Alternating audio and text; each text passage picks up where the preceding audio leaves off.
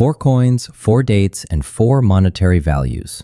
As you can see, I have 4 coins from different dates, but their values are also different. So in this video, we'll discuss 4 coins whose value isn't great, but they're good and worth looking at. So don't skip the video because the last coin will amaze you.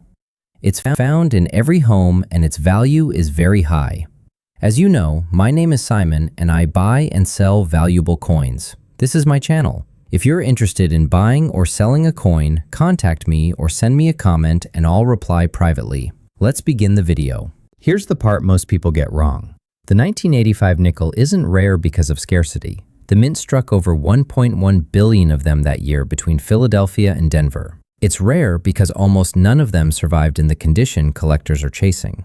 This is a story about how ordinary pocket change becomes a 4-figure coin, and it comes down to 3 things: strike quality, preservation, and mistakes the mint never meant to make. The coin nobody was supposed to keep. 1985 was a production year, not a craftsmanship year. The US Mint was focused on volume. Philadelphia alone struck roughly 647 million nickels. Denver added another 460 million. That kind of output comes at a cost. Worn dies, rushed strikes, and design details that came out soft instead of sharp.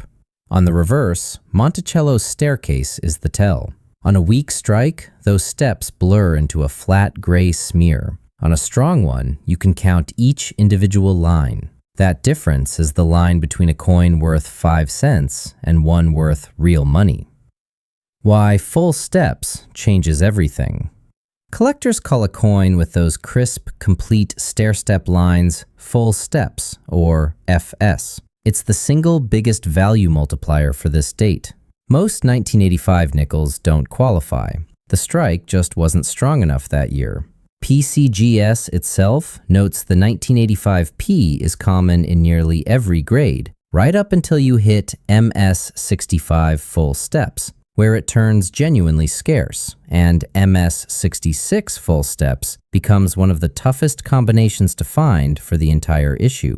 That's the tier where a coin most people would spend without a second look suddenly becomes an auction lot. Why full steps changes everything. Collectors call a coin with those crisp, complete stair-step lines full steps, or FS. It's the single biggest value multiplier for this date. Most 1985 nickels don't qualify. The strike just wasn't strong enough that year. PCGS itself notes the 1985 P is common in nearly every grade, right up until you hit MS65 full steps, where it turns genuinely scarce. And MS66 full steps becomes one of the toughest combinations to find for the entire issue.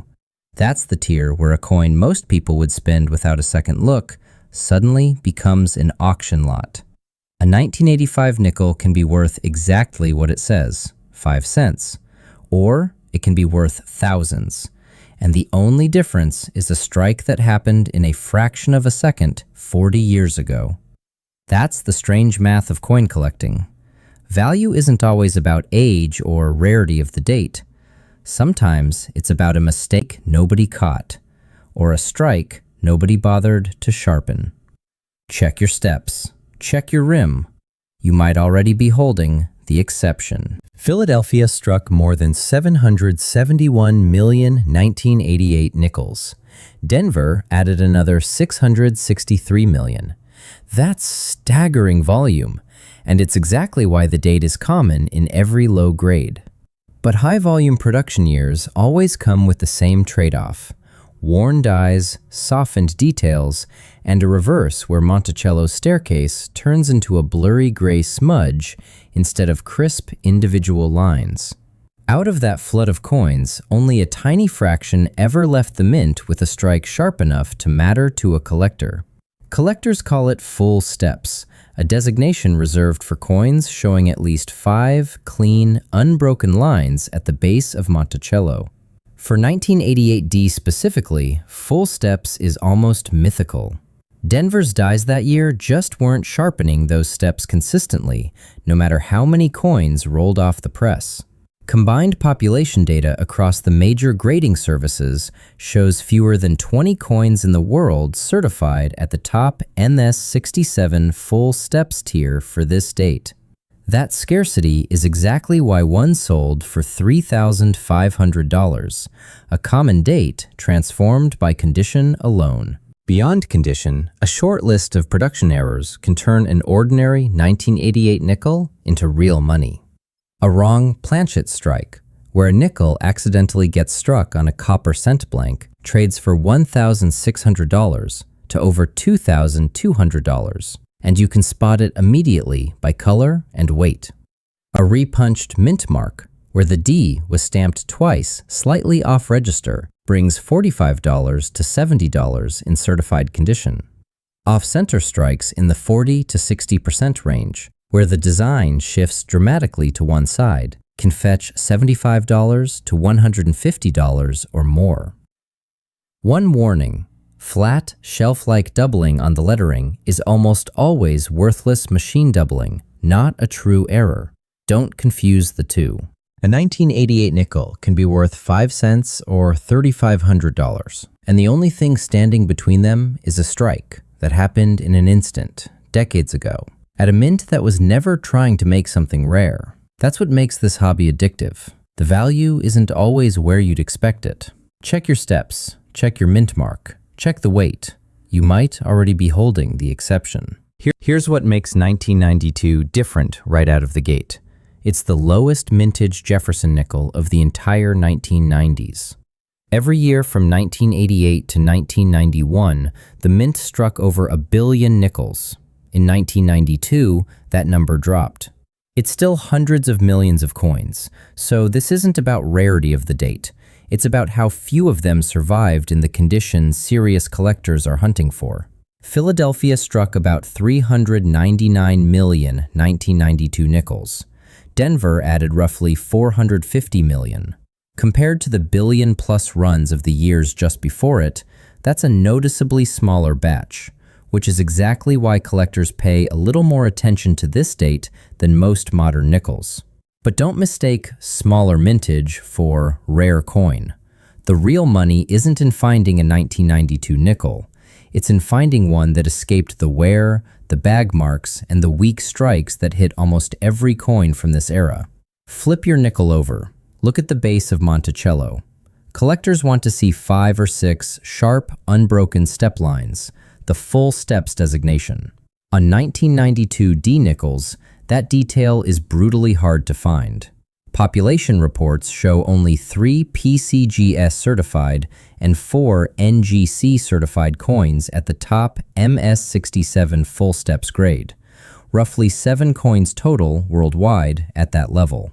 That scarcity is exactly why one sold for $3,760 back in January 2016, while a non-full steps coin in the same grade has sold for as little as $192. The gap between grades on this date is staggering. A circulated 1992 D might fetch you a dime. Push it to MS65 and you're still only looking at a few dollars. But cross into MS66 full steps and prices regularly climb into the hundreds. Cross into MS67 full steps and you're in 4-figure territory. Watch too for lamination errors, where foreign material mixed into the copper-nickel blend leaves a discolored patch, and for partial plating errors that expose a different color beneath the surface. Both add real collector interest on top of the grade itself. A 1992 nickel is either forgettable pocket change or a 4-figure coin, and the only thing separating the two is a strike quality decision that happened in a split second at the Denver Mint over 30 years ago. That's the appeal of this hobby. Value hiding in plain sight, in a coin nobody thinks to check twice. Flip yours over, look at those steps. You might be one of the 7. 1975 nickels split into 2 very different worlds. Philadelphia and Denver struck hundreds of millions for circulation. Those are common, and most are worth exactly 5 cents. San Francisco struck something else entirely. Proof coins, made purely for collectors, using specially polished dies and planchets. That's where the real money lives, and it comes down to one number: how close to flawless the coin actually is. Comment your coin's mint mark below. We'll help you figure out where it stands. Philadelphia and Denver combined to strike well over 400 million business strike nickels in 1975, the kind you'd find in a cash register or a coin jar. These are common in every circulated grade and stay affordable even in uncirculated condition. San Francisco took a different approach.